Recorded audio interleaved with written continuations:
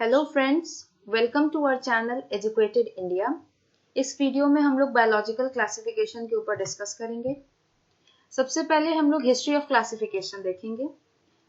हम बात करेंगे एरिस्टोटल के बारे में। जैसे कि हम सभी लोग जानते हैं कि ये ग्रीक फिलोसोफर थे और इन्होंने एनिमल्स को 3 कैटेगरी में क्लासिफाई किया था on the basis of their habitat. Habitat का मतलब होता है कि एनिमल्स जहाँ पे रहते हैं, ठीक है। तो यानी कि एनिमल्स लैंड पे मिलते हैं, वाटर में मिलते हैं और एयर में मिलते हैं, ठीक है।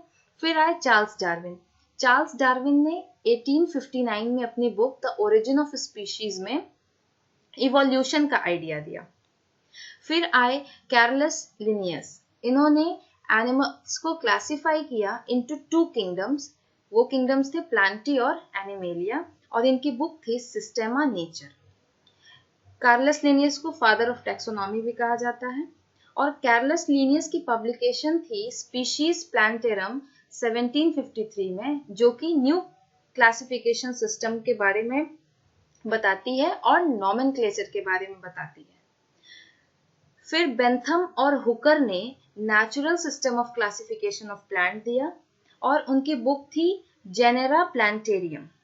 बेंथर हुकर की बुक थी जेनेरा प्लांटेरियम। फिर 1969 में रॉबर्ट विटैकर आए, जिन्होंने 5 किंगडम क्लासिफिकेशन दिया। 5 kingdom classification of living organisms बहुत इंपॉर्टेंट क्लासिफिकेशन है, और टिल नाउ यही किंगडम ऑफ क्लासिफिकेशन को स्टडी किया जाता है। 6 किंगडम क्लासिफिकेशन भी दिया गया था बाय कार्ल वूस, ठीक है। तो हम लोग देखेंगे इस वीडियो में 5 kingdom classification of living organism. 5 kingdom classification of living organism 1969 में आर.एच. विटैकर ने प्रपोज किया था, और हम किसी भी चीज को क्लासिफाई करने के लिए एक क्राइटेरिया बनाते हैं, क्राइटेरिया पे ही किसी भी चीज को क्लासिफाई करते हैं। तो आर.एच. विटैकर ने जो क्राइटेरिया चूज किया था वो है complexity of cell structure, complexity of body organism, mode of nutrition, lifestyle and phylogenetic relationship. Phylogenetic relationship का मतलब होता है evolutionary relationship. उन्होंने ऑर्गेनिजम्स लिए और ऑर्गेनिजम्स को प्रोकैरियोटिक और यूकैरियोटिक कह दिया। अब प्रोकैरियोटिक का मतलब क्या होता है? प्रोकैरियोटिक का मतलब होता है वो ऑर्गेनिजम्स जिनके सेल में न्यूक्लियर मेम्ब्रेन एब्सेंट होते हैं, यानी कि वेल डिफाइंड न्यूक्लियर मेम्ब्रेन नहीं होता है, और कुछ सेल ऑर्गेनेलीज भी नहीं होते हैं। और यूकैरियोटिक ऑर्गेनिजम्स क्या हैं? यूकैरियोटिक ऑर्गेनिजम्स वो ऑर्गेनिजम्स हैं जिसमें कि वेल डिफाइंड न्यूक्लियर मेम्ब्रेन होता है और सेल ऑर्गेनेलीज भी प्रेजेंट होते हैं। प्रोकैरियोटिक में उन्होंने मोनेरा किंगडम को डाल दिया।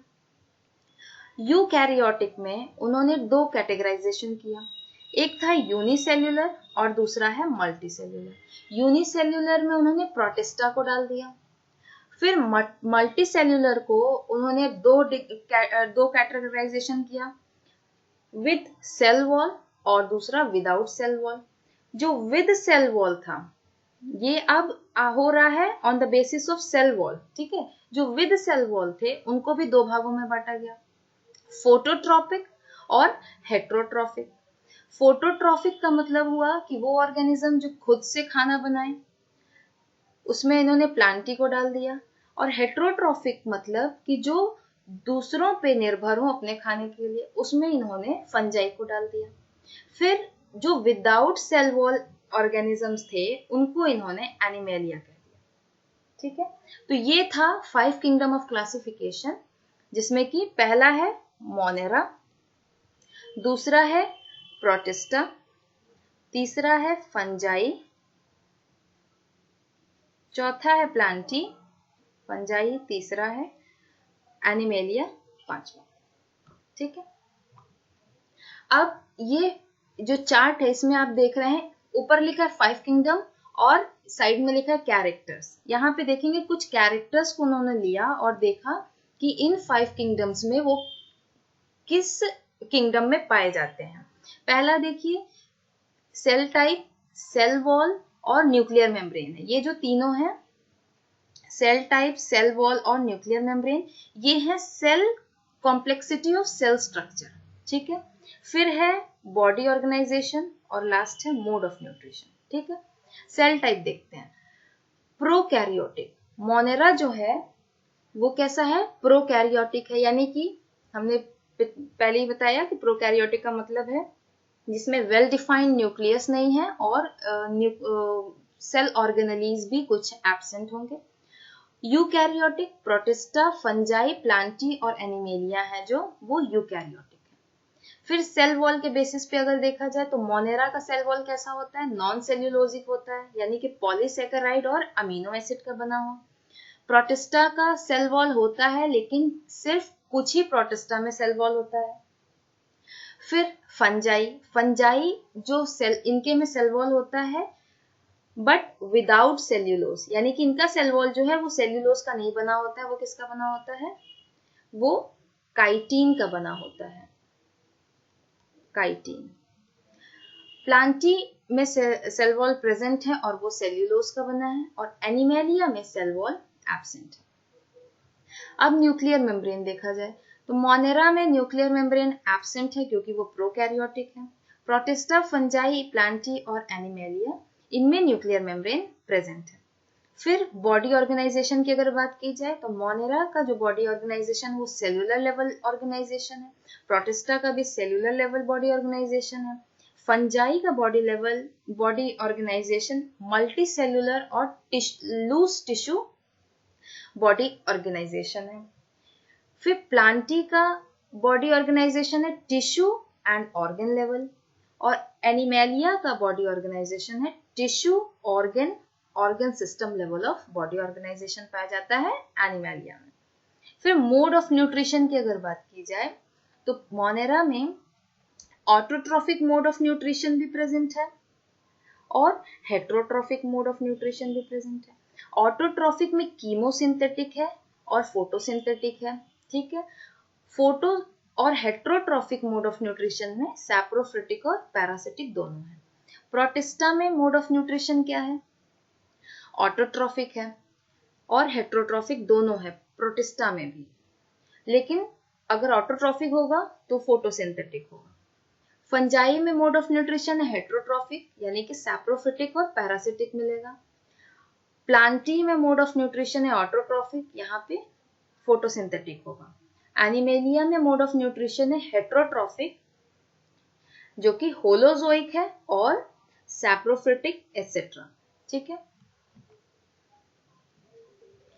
यहां हम देखेंगे कि किस ऑर्गेनिजम्स को कहां डाला गया, किस किंगडम में डाला गया है। ठीक है, मोनेरा देखिए, मोनेरा में सारे प्रोकैरियोटिक ऑर्गेनिजम्स होंगे, लाइक बैक्टीरिया, साइनोबैक्टीरिया, आर्कीबैक्टीरिया। ठीक है, bacteria, cyanobacteria, archaebacteria, filamentous bacteria भी मोनेरा में ही कैटेगराइज कर दिए गए हैं। फिर आते हैं प्रोटिस्टा। प्रोटिस्टा में यूनिसेल्युलर ऑर्गेनिजम्स होंगे जो कि बेसिकली या यूजुअली कहाँ मिलेंगे, एक्वेटिक हैबिटेट्स में। ठीक है, और मोड ऑफ न्यूट्रिशन इनका क्या होगा, ऑटोट्रॉफिक होगा, पैरासिटिक होगा और सैप्रोफिटिक होगा। ठीक है, प्रोटिस्टा में डायएटम फ्लैजेलेट्स और प्रोटोजोआ आते हैं।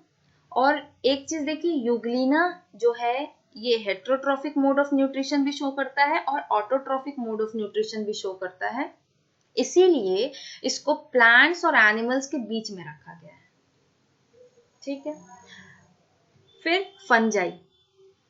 फंजाई में ऑल नॉन ग्रीन प्लांट्स आते हैं, ऑल नॉन ग्रीन प्लांट्स, और इनका मोड ऑफ न्यूट्रिशन क्या होता है, सैप्रोफिटिक मोड ऑफ न्यूट्रिशन। और सेल वॉल इनका क्या होता है, पिछले फ्लो चार्ट में हमने देखा था, सेल वॉल इनका बना होता है काइटिन का। ठीक है, एग्जाम्पल है mushroom, Mucor, Albugo etcetera. Plantae, Plantae जो है इसमें सारे प्लांट्स आएंगे except algae, diatoms, fungi and members of Monera and Protista. सारे प्लांट्स सिर्फ किसके अलावा, algae, diatoms, fungi, Monera and Protista. और लास्ट जो है एनिमेलिया, इसमें सारे एनिमल्स आएंगे। All the animals come under this kingdom except protozoans. ठीक है, ये कुछ एग्जाम्पल्स हैं सारे किंगडम्स के।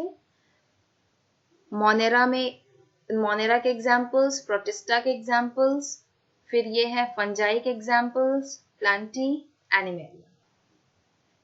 तो ये था बायोलॉजिकल क्लासिफिकेशन के बारे में। फिर मिलेंगे अगले वीडियो में। तब तक अगर आपको वीडियो पसंद आई हो तो लाइक, शेयर, कमेंट जरूर करिएगा, और अगर आप चैनल पे न्यू हो तो हमारे चैनल को सब्सक्राइब कीजिएगा और बेल आइकन दबाना मत भूलिएगा, जिससे कि हमारे चैनल्स पे नई आने वाली वीडियोस की नोटिफिकेशन आपको मिलती रहे। Thank you.